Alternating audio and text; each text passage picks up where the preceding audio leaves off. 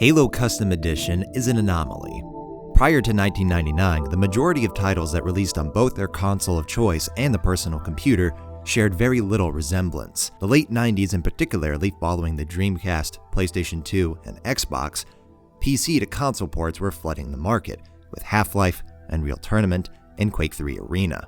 But it only took a few years for the opposite to catch up in releases, and one of the great popularizers was Halo Combat Evolved, ported by Gearbox Software, who, in a moment of brilliance and/or insanity, repackaged Bungie's development tools used to make CE and threw it out onto the internet for free. It's something that, to my recollection, hasn't been done with a franchise that's so well known. Mod tools were something that came from Valve's Half-Life or Epic's Unreal Tournament, not a console-based Space Marine shooter. The Halo editing kit has gone through 4 US elections, an economy crash, the love, hate, and conflicted consensus towards its maker, and my entire connection with this franchise. I've used this mod the same year I began with Halo in 2006, and it's still going today.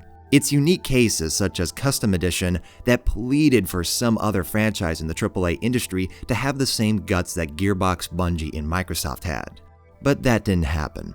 And in place of a Custom Edition equivalent for Battlefield, Metal Gear, or Doom, the years since its inception spawned an arguably greater asset: fully supported game engines that allow anyone with basic income to make a game from scratch. Everyone's taken advantage of this, including the Halo community. Glast, Project Contingency, and Installation 01 have shown promise and are indicative of Custom Edition's age. Utilizing Bungie's tools to create the original Halo, they're nearing 20 years of age. But it's not going to stop its users from growing their ambition. And that is where SPV3 comes into play. Rather than use the editing kit to recreate Metroid, Rainbow Road, or Ace Combat, its goal is to expand one of the greatest games of all time.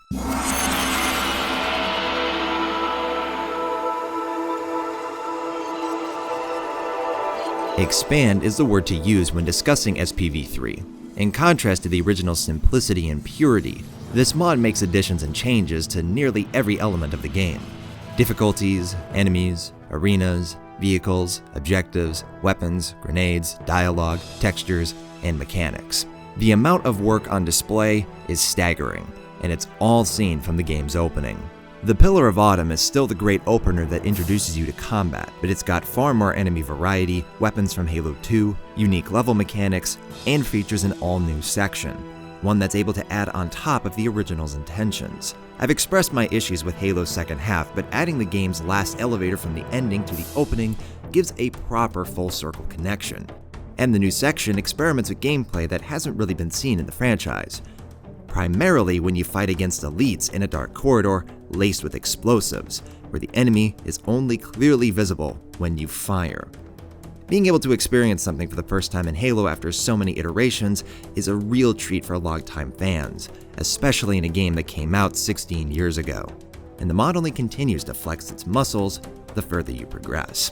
You're exposed to wildlife, a mongoose with dual assault rifles and a grenade launcher, jackals using the focus rifle from Reach, 2 new arenas during Halo, silenced firearms, loadouts, usable wraiths, and levels previously free of vehicles. The list is long enough to discuss for hours. There's even little additions, such as being able to swap between single shot or burst fire for the battle rifle while zoomed, being able to heal your teammates from the Warthog while driving, terminals, and different classes for hunters.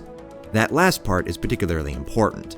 The hunters have remained relatively untouched until Halo 5, and not for the better. To face an enemy once so easy and boring with challenge and variety is very refreshing, and unlike before, there's a reward for killing them, as they grant you access to some very powerful and rare weapons.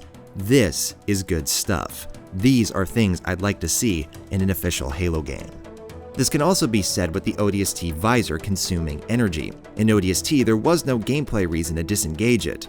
You'd want to, as the HUD kind of hurts the noir lighting and dark atmosphere the game's artists clearly strive for, but turning it off only put you at a disadvantage. In SPV3, its usage is limited. During Truth and Reconciliation, you have to time its usage, shutting it down during close quarters and reactivating it to scope out your enemies and keep track of them. It's a subtle but significant change that turns an old feature into something new and interesting.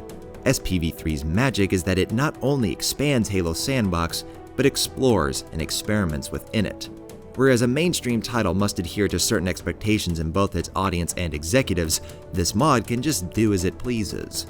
But that expansion is both SPV3's greatest strength and weakness. Halo was a blueprint, a foundation for what later became a series that inspired an entire industry.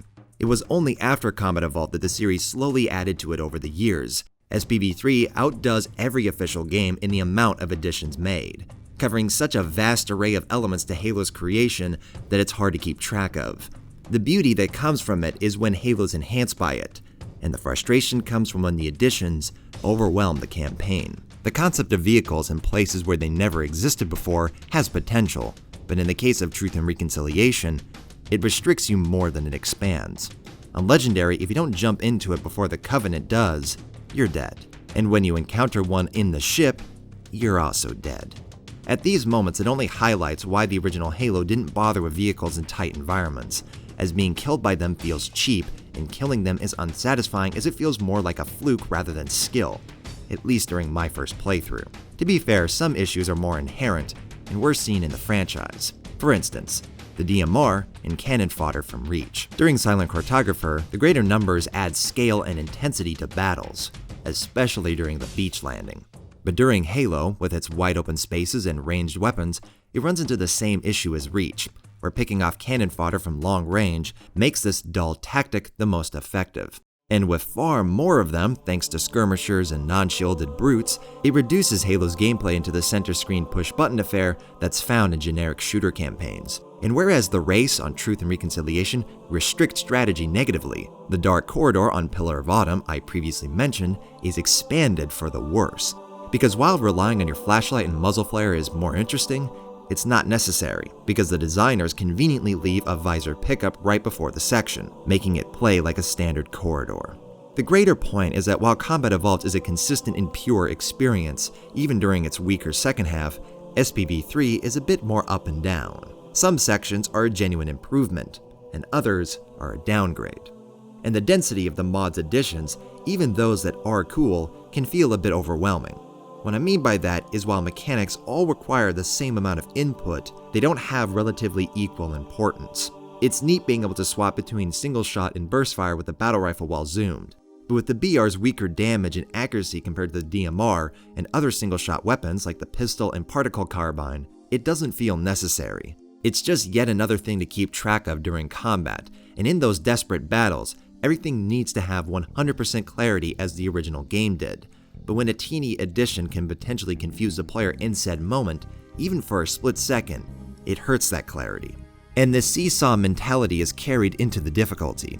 The Chief's undoubtedly more powerful in this mod than in the original game, thanks to health regeneration, arsenal selection, and destructive additions. As a result, Heroic, that's been my go-to for an enjoyable Halo experience, can feel a bit easy at times, primarily during long-range battles. But on Legendary, some sections are quite a bit more difficult, like on Truth and Reconciliation. So this mod is both easier and harder, which makes the difficulties less reliable than they previously were. Combat Evolved features by far the most balanced Legendary, so dodging wraiths and doors, being pulled by gravity grenades, or being hit by a cluster grenade detonated in a chain reaction can be utterly infuriating. Playing this mod gave me a great appreciation for the original Halo's precision and buttery smooth gameplay, and turning an even experience into one made of peaks and drops is ultimately why I played this mod over multiple play sessions instead of for hours on end. But that doesn't stop me from highly recommending it. Not as a replacement for Combat Evolved, but as an addition. The original holds up remarkably well and is something that absolutely should be played by anyone unfamiliar with the series. But for fans of the Halo franchise that want to experience something new in Halo for the first time again, SPV3 delivers. And the expansion, even with some of its errors, results in high replayability. With a new difficulty for those who cut their teeth on Legendary, loadouts and missions, and a new Silent Cartographer on top of the original, it's a mod that'll be revisited for months to come. And knowing my issues with the Flood, I'm curious to say the least on how the developers will address Halo's second half when they complete the mod later down the road. In the end, this mod stands as a fine example of how releasing a game's development kit allows fans to breathe new life into something they love. Special thanks to Aiku Patrupai, Ian Williams, Joshua Riddle, Pete Smeet, James, Josh Harvard Marks, Keegan Chua, Chris Wright, Illuvial, Jeff Powers, Michael Rogstad, Tinfoil Pancakes, Cholzen, Mark Mills, Reality Escape, Rob Baker, Aaron Esser, Santa the Grey, Therasul, Comfy Hat, Andrew Kennedy, Teddyus Bear, Tierney McCarthy, Rum, Scion of the Emperor, Johan Yang, Osage, The Gaming Badger, Colin McGuire, Jeremy Von Amid, Leonardo de Sidsi, Infamous Sir Hellfire, Frozen Farewell, Matthew Bingley, Kleinstiff, Alex Turnage, Jay Flint, Koo67, Joseph Chung, Matthew McPherson, Darian Desitels, Keaton Butlick, Alex Lamson, and my other wonderful patrons for supporting the channel and helping make this video possible.